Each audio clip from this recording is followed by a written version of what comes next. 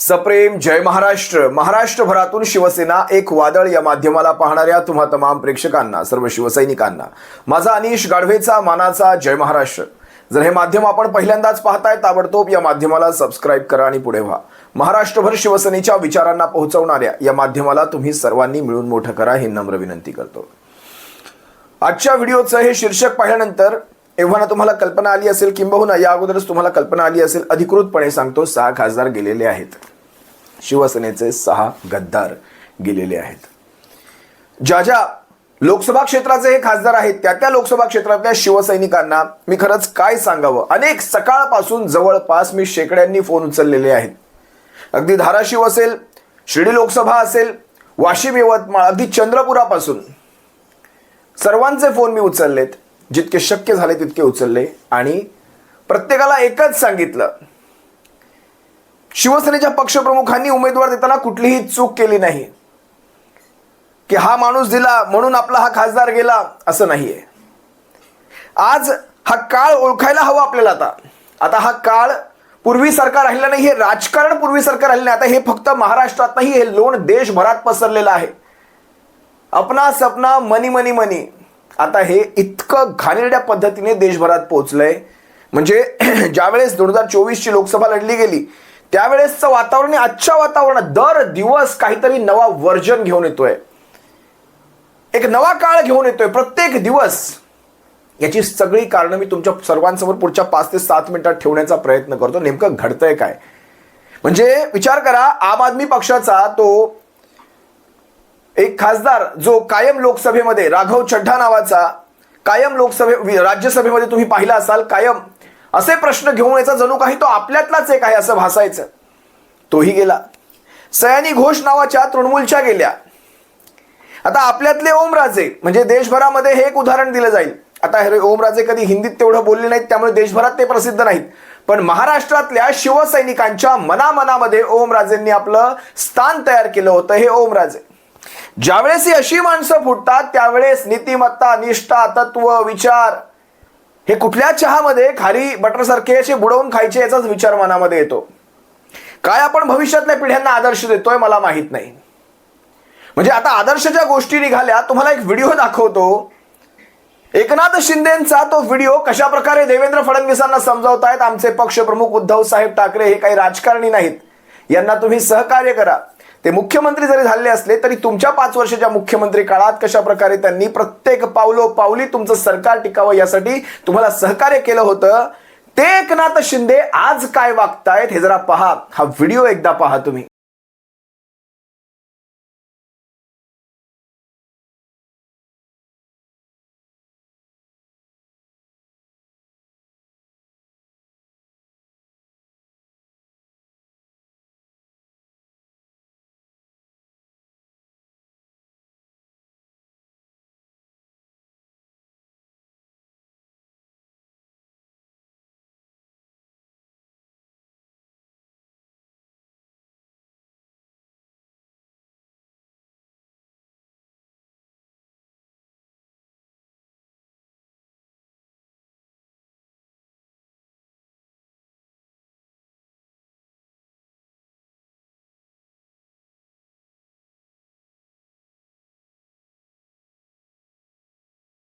पाठिंबा दिला याची आठवण ठेवून आपण या सरकारला सहकार्य करावं. एकनाथ शिंदेचा हा व्हिडिओ पाहिल्यानंतर तळपायची आग मस्तकात जाते. आज उदय सामंतांचं एक व्हॉट्सअप स्टेटस होतं. गंमत मध्ये मोठमोठे गार केले, गंमत मध्ये मोठमोठे गार. 6 खासदार घेतल्यानंतर तुम्हाला एक वेगळा हर्षवायू झाला. मोठमोठे गार केले, गंमत मध्ये तुम्ही लोकशाही नागवली, नासवली. कळतात या शब्दांचे अर्थ? लोकशाही नासवली म्हणजे ज्या शिवसेनेच्या पक्षप्रमुखांनी, मला उदय सामंतांकडनं कसल्या अपेक्षा, पण एकनाथ शिंदे तुम्ही ज्या प्रकारे आता वागताय, ज्या प्रकारे तुमचा तो प्रवास चालू झालेला आहे, तो प्रवास पाहता तुमचा प्रवास तुम्हाला फार लवकर धोक्यामध्ये घेऊन जाणार आहे. भारतीय जनता पक्षाच्या त्या गुहेत तुम्ही जात आहात, ज्या गुहेमध्ये फक्त येणारी पावलं दिसतात पण जाणारी पावलं दिसत नाहीत. आम्ही लहानपणी या गोष्टी शिकलोय. ती गुहा अशी आव असून उभी आहे तुमच्यासाठी. आता तुम्ही ज्या प्रकारे मी नाव घेणार नाही शिवसेना नेत्यांचं, काल मी ज्या शिवसेना नेत्यांसोबत बसलो होतो, मी नाव जाणीवपूर्वक घेणार नाही, त्यांनी एक शब्द मला सांगितला की मी ज्याच्यासोबत काळ काढलाय त्या व्यक्तीला असा कुठला भस्म्या झालाय, म्हणजे शिवसेना फोडली, शिवसेनेचे आमदार घेतले, खासदार घेतले, घेताना कारण सांगितलं आपण युतीमध्ये लढलो होतो, युतीचं मतदान झालं होतं, ती कारणं सांगून शिवसेनेच्या पक्षप्रमुखांवर आरोप करून बाहेर पडले. अजूनही शिवसेना तुमच्या डोळ्यात खुपते. ज्या शिवसेनेने तुम्हाला इथपर्यंत आणलं, ज्या शिवसेनेच्या जीवावर तुम्ही आजपर्यंत राजकारणात एवढी मोठी मोठी पदं भोगली, शिवसेनेच्या पक्षप्रमुखांच्या काळात तुमचं राजकारण घडलं, खऱ्या अर्थाने 2004 नंतर ह्यांच्या राजकारणाला सुरुवात झाली. ज्या ठिकाणी शिवसेनेचे पक्षप्रमुख 2003 मध्ये पक्षप्रमुख पदावर आले, त्याच्यानंतर ह्यांच्या राजकारणाला सुरुवात झाली. अनेक प्रसंग सांगितले मला, पण त्यांच्या डोळ्यात एक वेगळं चित्र होतं की ह्या माणसाला अजून काय हवंय, काय शिवसेना संपवायची, म्हणजे का जाणीवपूर्वक शिवसेनेच्या पाठीशी हा माणूस हात धुवून लागलेला आहे, हा कुणाच्या सुपाऱ्या वाजवतोय, म्हणजे गरज काय, आता तुमचा पक्ष झालेला आहे, तुमचा गट एस्टॅब्लिश झालेला आहे, तुमच्या गटात एवढे आमदार, एवढे नगरसेवक, एवढे खासदार असताना पुनश्च तिसऱ्याच्या, ते काय म्हणतात ती, मागेही मी तुम्हाला हे उदाहरण दिलं होतं, दुसऱ्याची थंडी भागवण्यासाठी स्वतःच्या घराला काडी लावणाऱ्या ह्या अवलादी, दुसऱ्याला ऊब देण्यासाठी स्वतःच्या घराला पेटवणाऱ्या ह्या अवलादी, त्याला ऊब मिळावी म्हणून मी माझं घर पेटवलं. परतायला घर ठेवायचं असतं. आज ज्यावेळेस सामंताचं ते स्टेटमेंट मोठमोठे गार केले गंमत मध्ये, हे गार सामंतांसारखी माणसं किंबहुना या शिंदे गटातली असंख्य माणसं ही फक्त शीततोवर भूत आहेत. ज्या दिवशी ही शीत संपतील त्या दिवशी ही भूत आपोआप पळतील. भरती ओहटी जन्म मृत्यू हा निसर्गाचा नियम आहे. निसर्ग बरोबर सगळ्या गोष्टी संतुलित करत असतो. ज्या ठिकाणी अति लोकसंख्या होते त्या ठिकाणी महामारी येते. एखादा रोगराई पसरते आणि माणसं टपाटप मरतात, कुणाचंच काही चालत नाही. कोरोनात पाहिलात तुम्ही, निसर्गाने आपला समतोल राखला. त्याच प्रकारे या भरत्या ज्या वेळेस येतात त्याच वेळेस निसर्ग त्याला ओहटी सुद्धा लावत असतो. पण ह्यामध्ये मनुष्याची कर्म हा एक फार मोठा फॅक्टर आहे, लक्षात घ्या. मगाचा व्हिडिओ पाहिलात तो एकनाथ शिंदेचा, त्या स्वतः म्हणतायत आमचे पक्षप्रमुख हे राजकारणी नाहीत. मग अशा माणसाला त्रास देण्याचा जो घाट तुम्ही घातलेला आहे, नियती तुम्हाला कधी माफ करणार नाही. आणि तुम्ही म्हणता ही माणसं आमच्याकडे स्वतःहून येत आहेत, त्यांच्यावर तुम्हाला एक व्हिडिओ दाखवतो. तुमच्या ह्या माणसाला तर मी कुठलीच उपमा देऊ इच्छित नाही. ह्या माणसाचा चेहरा पण मला पाहवत नाही. खरं तर हे जिधर पे बोजा उधर पे सोजा ही असली व्यक्तिमत्व, ह्या असल्या व्यक्तिमत्वांनी ज्या वेळेस साध्या ग्रामपंचायतीच्या नगरसेवकांच्या निवडणुकांमध्ये जर माझ्या विचारांचा सरपंच बसला नाही तर मी 1 रुपयाचा निधी देणार नाही, तिजोरीच्या चाव्या माझ्या हातामध्ये आहेत, जर भाजपाचा दिसला, शिंदे गटाचा दिसला तरच निधी, नाहीतर मशालीला निधी नाही, जो आहे तो पण काढून घेईल, पटपट माझे नगरसेवक, माझे सरपंच बसले, हे सगळं खुल्या मीडियावर म्हणत असताना थोबाडाला दाभणाने शिवून घेतलेला तो चुन्याचा आयोग, ह्यांचं काय करायचं? हा व्हिडिओ पहा.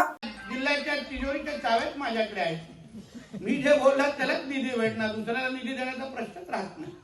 आणि आग्रेजी बरोबर बोलले, आपला हात आखडता लगेच चिन्ह बोलून मी निधी देतो. माझ्या कमळ चिन्हाचा आहे, धनुष्यबाणचा हे निधी घेऊन जा.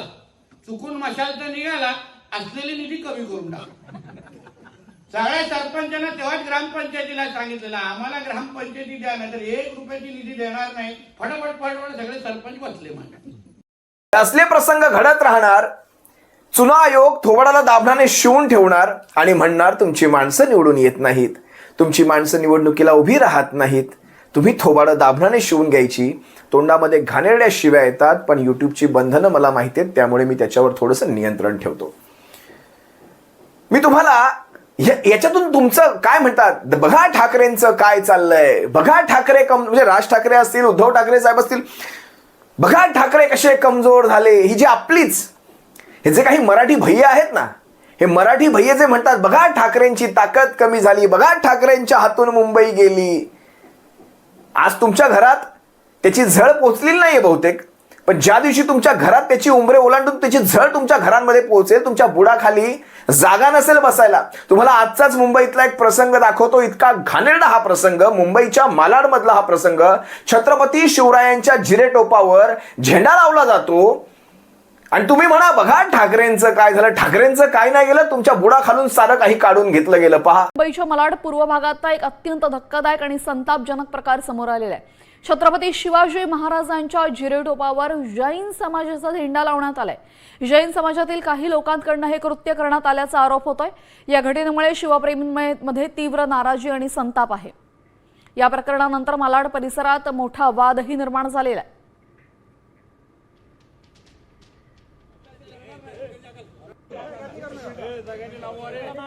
आपल्यासोबत आमच्या प्रतिनिधी प्रतीक्षा बनसोडे जोडले गेलेले आहेत. अत्यंत धक्कादायक ही घटना आहे. हे दृश्य आपण पाहतोय. महाराजांचा जिरे टोपावर अशा पद्धतीने जैन समाजाचा झेंडा लावण्यात आलेला आहे. काय अधिकच्या अपडेट्स आहेत? नक्कीच खरं काही दिवसापासूनच व्हाईट पट्टीचा मुद्दा मुंबईत खरं चर्चेत होता आणि आता एक नवीन प्रकार धक्कादायक समोर आलेला आहे.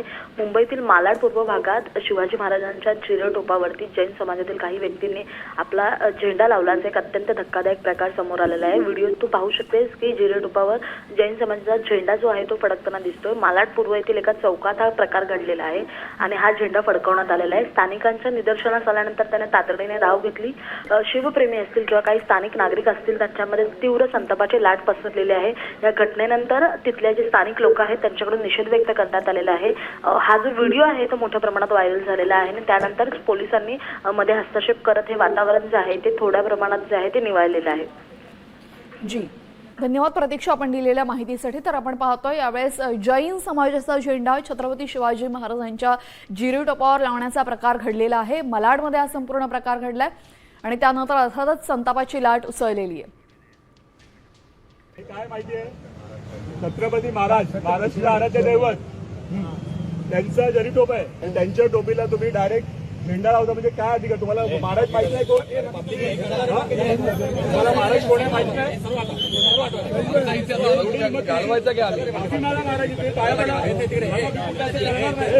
हे काय माहितीये, छत्रपती महाराष्ट्राचे आराध्य दैवत त्यांचा जरी टोप आहे आणि त्यांच्या टोपीला तुम्ही डायरेक्ट झेंडा लावता म्हणजे काय अधिकार? तुम्हाला महाराज माहित नाही कोण?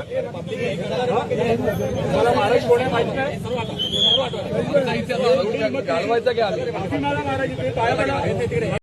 सो या सगळ्यामध्ये एक गोष्ट तुम्हाला इथे स्पष्टपणे सांगतो. तुम्ही म्हणाल आता कुठल्या निवडणुका नाहीयेत, हे सारं आत्ताच का घडतंय, सगळं घडण्यामागचं कारण काय? लक्षात घ्या, भारतीय जनता पक्ष हा 400 पारचे नारे देत होता.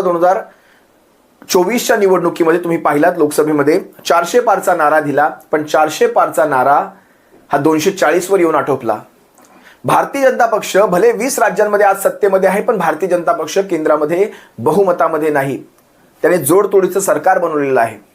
भारतीय जनता पक्षाची सध्याची परिस्थिती पाहता, त्यांचे शीर्षस्थ नेतृत्व पाहता, नरेंद्र मोदी, अमित शहा यांचं नेतृत्व पाहता, भारतीय जनता पक्ष 2029 मध्ये पुन्हा सत्तेवर येण्याची सुतराम शक्यता नाही. या सर्व परिस्थितीमध्ये तुम्ही पाहिलं असाल कशा प्रकारे आंतरराष्ट्रीय पॉलिसीचा फज्जा उडालेला आहे, कशा प्रकारे आपण झुकलेलो आहोत सगळ्यांसमोर. सगळं आंतरराष्ट्रीय काही देशात सुद्धा आपल्या डॉलरची परिस्थिती असेल, आपल्या देशातल्या महागाईची परिस्थिती असेल, शेतकऱ्यांच्या मालाची परिस्थिती असेल, इथल्या नोकऱ्यांचा प्रश्न असेल, इथल्या पेट्रोल डिझेलच्या किमती असतील, अगदी तुमच्या आमच्या घरातलं खाद्यतेल असेल, इथपासून सगळ्याचा फज्जा उडालेला आहे.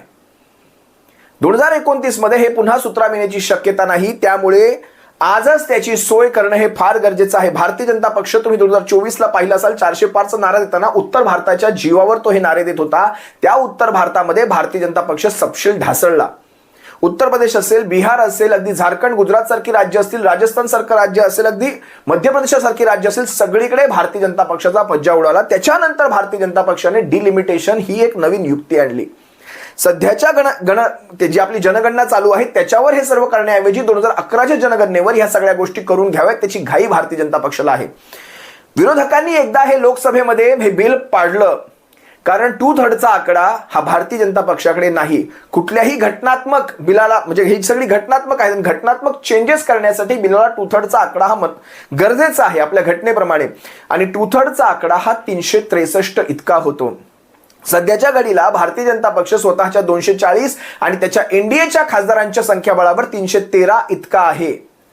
313 इतका आकडा हा 363 इथपर्यंत जाऊ शकत नाही, तर तो डिलिमिटेशन त्यांना मंजूर करून घेण्यासाठी त्यांनी त्याला अनेक मुखवटे देण्याचा प्रयत्न केला. अगदी स्त्री सन्मान काय तो कायदा वगैरे आणून, महिला विधेयक बिल वगैरे आणून त्याच्या आडमधून त्यांनी हा डिलिमिटेशन ठेवला होता.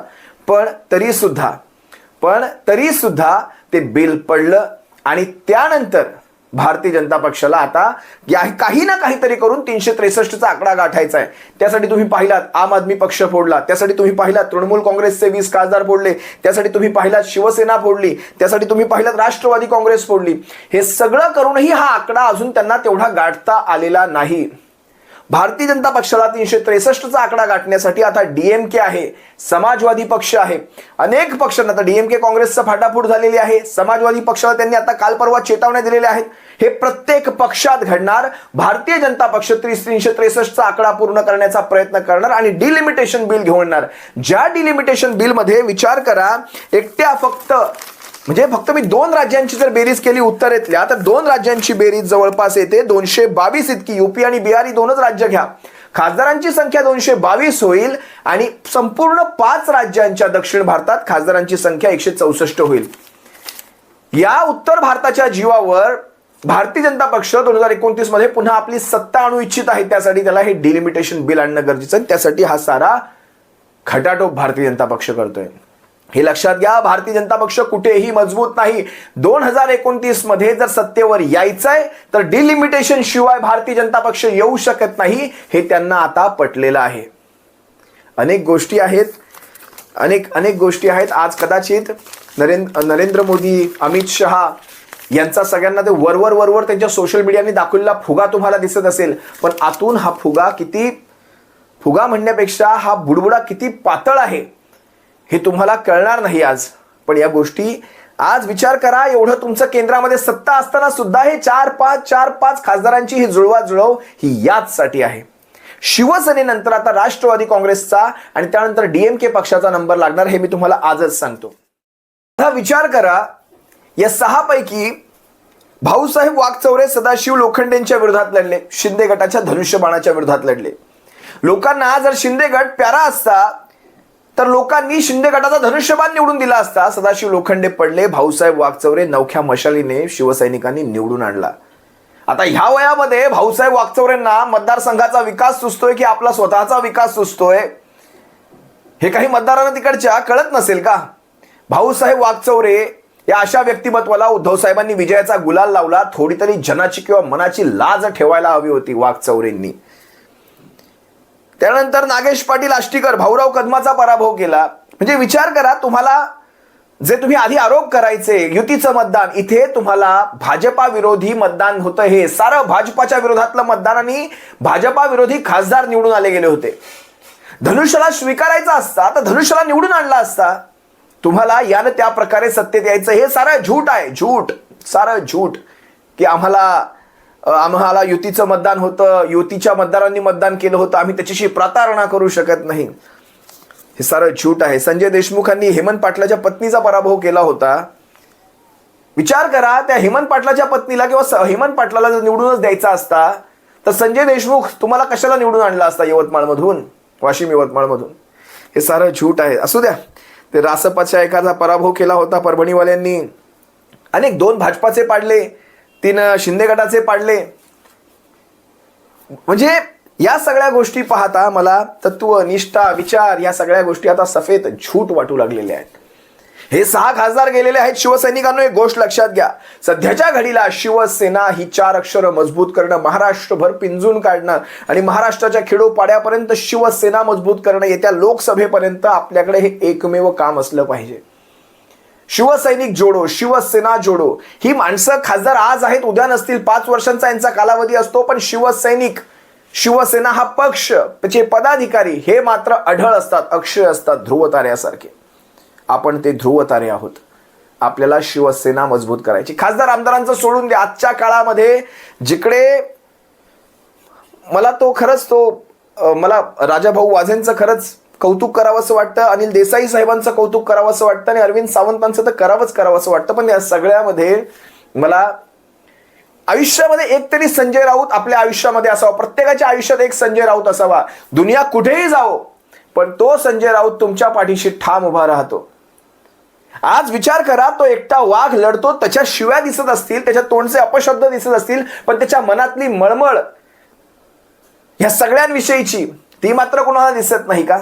त्याच्या मनामध्ये असलं शिवसेनेविषयीचं प्रेम हे मात्र कोणाला दिसत नाही का? अनेक गोष्टी आहेत. आज संजय राऊतांविषयी अनेकांची मतमतांतर असू शकतात, पण लक्षात घ्या, आयुष्यामध्ये एक तरी संजय राऊत असावा जो तुमच्या कुठल्याही परिस्थितीत पाठीशी उभा राहील. असो, सप्रेम जय महाराष्ट्र गेले, त्यांना अखेरचा जय महाराष्ट्र, अखेरचा जय महाराष्ट्र. भविष्यामध्ये शिवसेना या सहाचे म्हणजे मला खरंच ज्यावेळेस 2029च्या निवडणुका येतील त्यावेळेस शिवसेना हा पक्ष इतका भक्कम करूया देशभर, महाराष्ट्रभर, की शिवसेनेची लाट आली पाहिजे या महाराष्ट्रामध्ये. लोकांनी स्वतःहून या छिडीतून आता मतदानाला उतरलं पाहिजे. अशा प्रकारचा पक्ष तयार करूयात आणि या 6चे 36 करण्याची आणि या 6चे 46 करण्याची ती तयारी आपण करूयात. इतकंच म्हणेन, तुम्हा सर्वांची रजा घेईल. सप्रेम जय महाराष्ट्र.